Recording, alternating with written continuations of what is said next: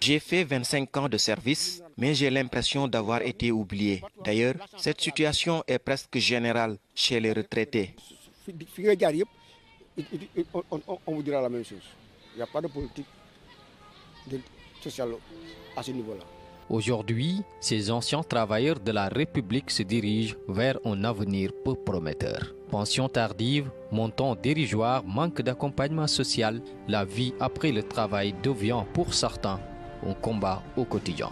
Parce que les pensions, 30 000 et 35 000. Les pensions sont dérisoires. Elles varient entre 30 et 35 000 francs et au maximum 50 000. Personne ne peut vivre avec une telle somme. Même un enfant dépasse plus de 50 000 francs par mois. Franchement, c'est très difficile. À la fin du mois, je n'arrive même pas à couvrir mes petites dépenses. Mais 1500 là,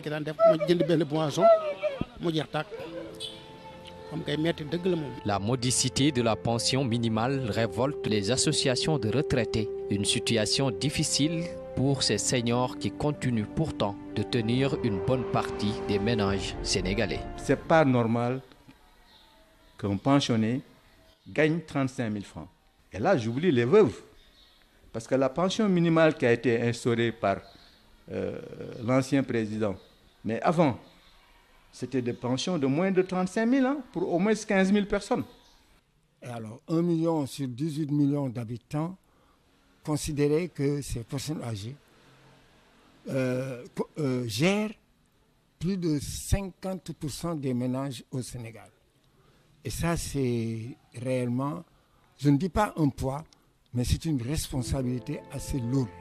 Toujours pointé du doigt face à la précarité des retraités, l'IPRES tente de s'expliquer. Selon Pape Sersec, la pension est fixée suivant plusieurs critères. Ce montant, il est tributaire d'un certain nombre de facteurs.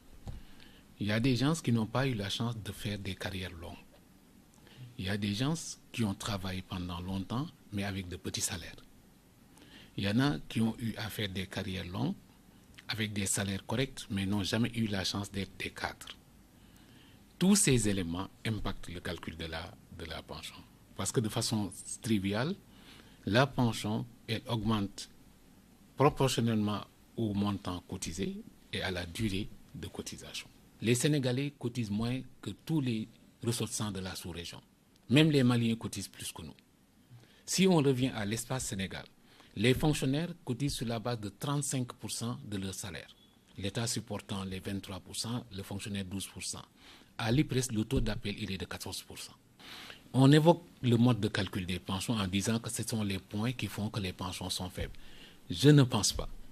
Parce que les points donnent les mêmes taux de remplacement si on les manipule bien que le régime par annuité qui est utilisé au niveau du Fonds national de retraite. Pour Fambeno, expert en droit social, le cœur du problème réside dans le système de retraite lui-même qu'il juge inadapté à la réalité sénégalaise. Ce système de retraite, ce dispositif a été conçu à l'origine sur la base d'une économie formelle. Or, le marché du travail est en train de subir une transformation profonde aujourd'hui. Et ce qui fait que ce système n'est plus véritablement, de plus en plus, malgré les efforts effectués par le gouvernement, reste que des efforts à accomplir parce que la tâche est vraiment immense.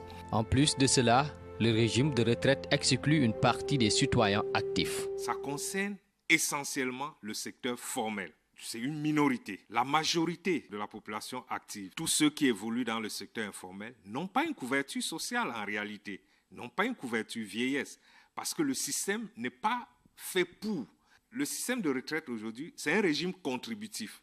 Donc il faut cotiser pour pouvoir bénéficier d'une pension de retraite. Or, dans le secteur informel, ils ne le font pas.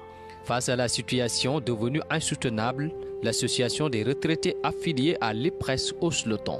Elle réclame une modification des textes pour une gouvernance plus inclusive. Refonte des textes, ça, vraiment, c'est une revendication légitime. On ne peut pas prendre des décisions à notre place.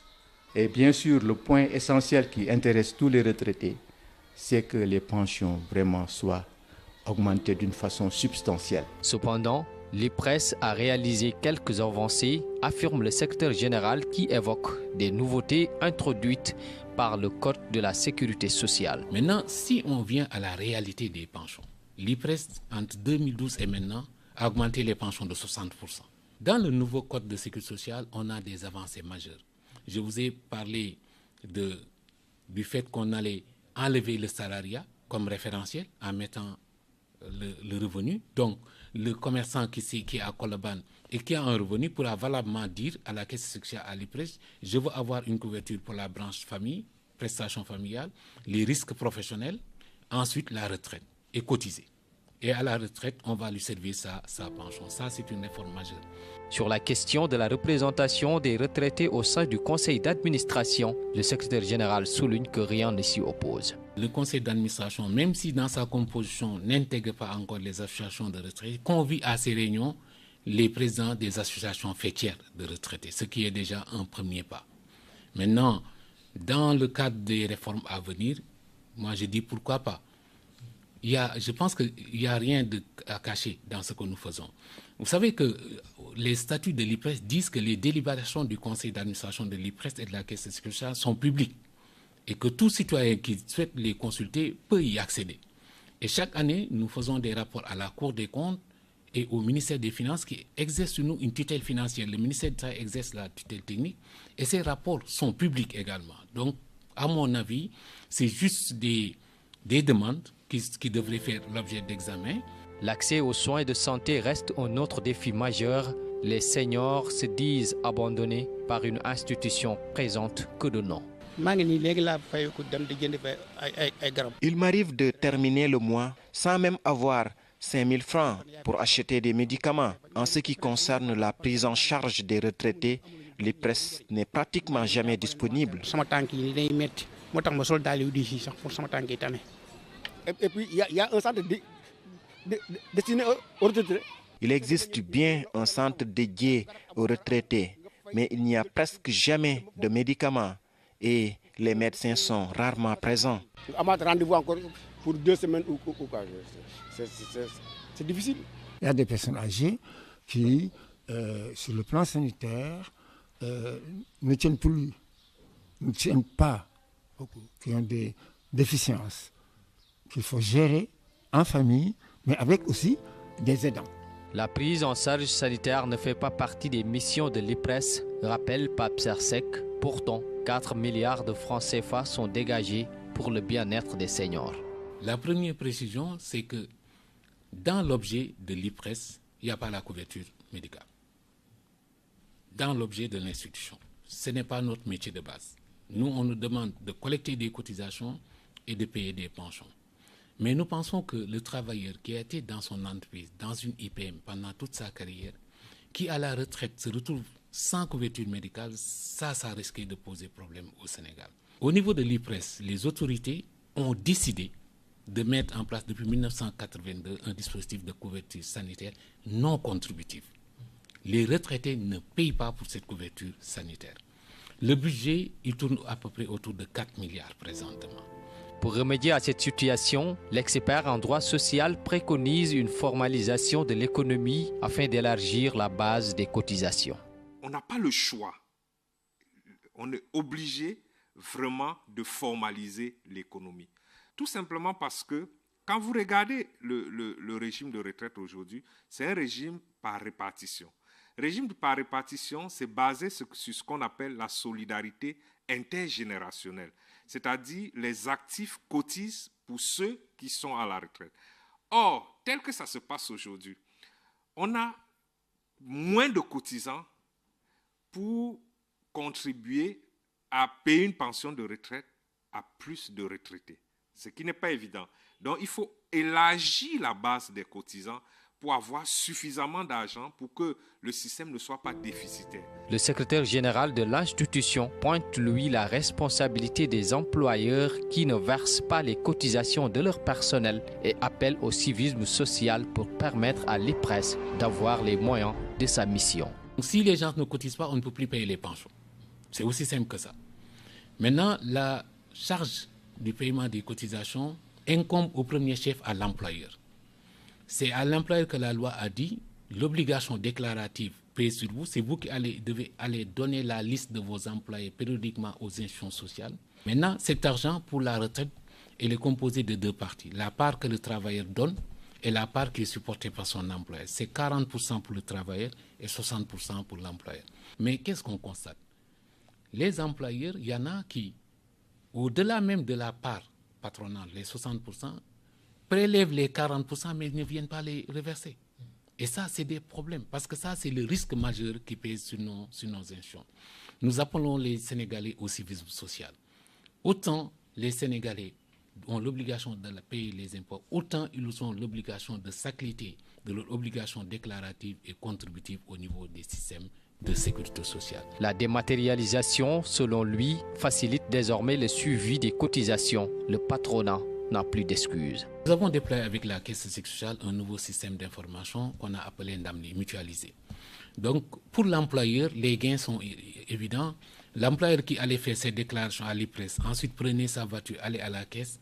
Aujourd'hui, quand vous faites la déclaration, l'immatriculation à la caisse, considérez que c'est fait au niveau de l'IPRES.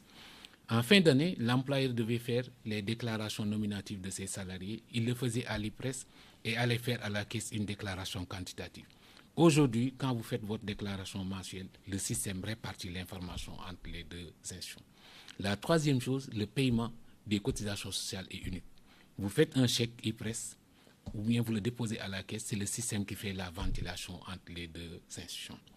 Nous avons fait le même effort pour les salariés. Bientôt, on va déployer ce qu'on appelle l'espace salarié, qui va permettre à tous travailleurs qui cotisent à l'IPRES, à partir de son smartphone, de son téléphone, de se connecter à notre site, de voir sa situation, de voir est-ce qu'on l'a déclaré normalement et de nous demander de faire des corrections, à nous envoyer les justificatifs. Et quand notre système d'information sera à maturité, nous souhaiterons que même la demande de pension soit digitalisée. Pour les seniors, la retraite devrait être un nouveau départ. Ils tentent de mutualiser leurs forces à travers des projets et demandent un accompagnement renforcé des pouvoirs publics. Nous, on s'est dit que même la retraite, il faut rayer ce mot-là. Ça n'existe pas. Il faudrait qu'on puisse se prendre en charge nous-mêmes. Comment? En essayant, par exemple, autour de cette mutuelle que nous allons mettre en place, de se regrouper et de régler notre problème de santé. Et alors, cette école des aînés, ça va être déroulé à l'image de ce que se faisait un peu sous l'arbre à palabre, mais modernisé peut-être. Et les espaces qu'on nous aurait donnés, on les aurait aménagés très légèrement pour que ce soit des espaces de convivialité, de rencontres avec les aînés. Tous nos programmes, toutes nos activités que nous menons, dans les localités, dans les collectivités territoriales, dans les communes, mais on fait appel aux jeunes. Le président des aînés du Sénégal appelle à une jonction des forces. Selon lui, l'âge n'est qu'un chiffre et il faut s'appuyer sur les anciens. Le pays ne s'est pas arrêté. Il ne faut pas que ce pays s'arrête. Il faudra faire en sorte que toutes les énergies vivantes, toutes les énergies humaines puissent faire un mouvement d'ensemble, participer à l'effort de développement. Il n'y a pas de vieillard. Il n'y a même pas de vieillard. La retraite n'est pas toujours synonyme de repos au Sénégal. Pour beaucoup de seniors, le quotidien rime avec survie face à une précarité quasi générale. Ils demandent une refonte du système de retraite et un accompagnement plus conséquent des pouvoirs publics. Notamment de circuler en moto. À se lever massivement à sortir.